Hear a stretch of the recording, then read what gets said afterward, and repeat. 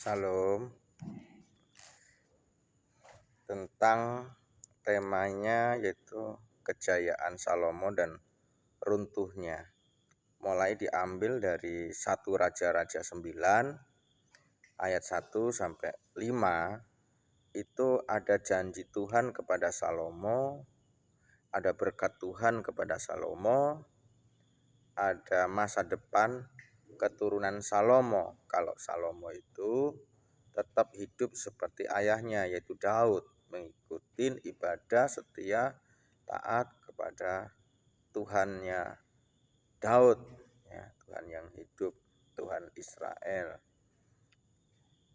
Nah, di dalam 1 Raja-Raja 9 di ayat 22 itu udah mulai berbicara tentang UMKM, usaha atau bisnis Salomo, pekerjaan staf-staf Salomo, orang Israel sendiri. Itu di ayat 22-nya Raja-Raja 9 itu jadi pemimpin, rata-rata jadi kepala bukan jadi ekor. Terus masih di 1 Raja-Raja 9 tapi ayat 26-nya itu membuat kapal. Jadi banyak Salomo itu membuat kapal, ya. Terus masih di 1 Raja-Raja 9 ayat 28 itu Salomo memiliki tambang emas, ya. Makanya Salomo itu kaya, ya. Banyak kapal-kapal yang membawa emas.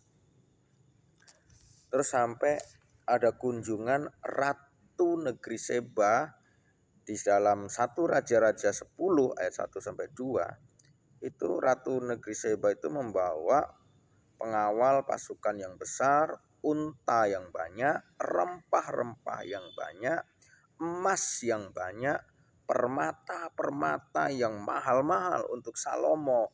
Hanya untuk apa? Mendengar, melihat betul enggak Salomo memiliki hikmatnya Tuhan yang luar biasa. Nah ini.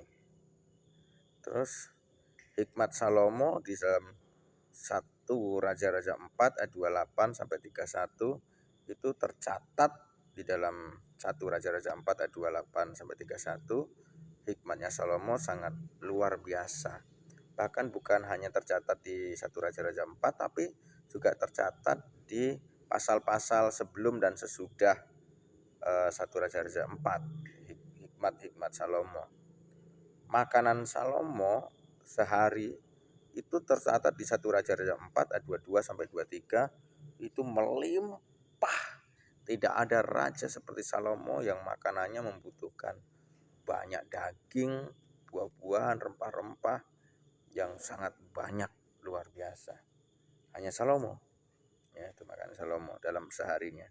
Itu tercatat di 1 Raja-Raja 4 ayat 22 sampai 23. Terus penghasilan Salomo itu juga tercatat di 1 Raja-Raja 10 ayat 14 sampai 29. Ya. Baik emasnya, permatanya, kayunya, ya, unta, kuda, kerbau, ya, sapi, ya, domba, itu sangat banyak sekali.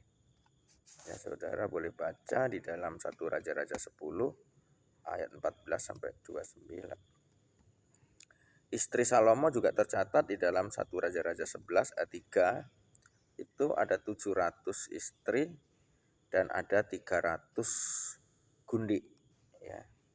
Jadi kalau saya perkirakan berarti 700 tambah 300 berarti 1000.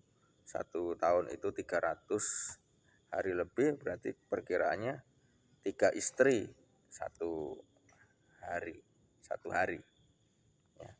Nah, disitulah mulai hancurnya Salomo karena dia dalam peperangannya banyak istri-istri yang tidak bertobat dari anak-anak raja yang bukan